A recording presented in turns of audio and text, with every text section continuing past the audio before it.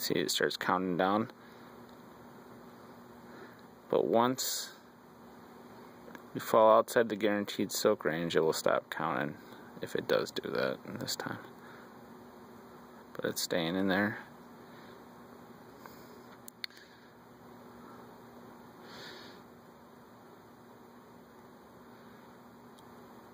Okay, so that's how you get it to work, to use wait for process on the soak step and guaranteed soak on the go soak step. You don't need to use the guaranteed soak if you don't want to, but it makes sure that the air temperature is at least where you want it on the supply side.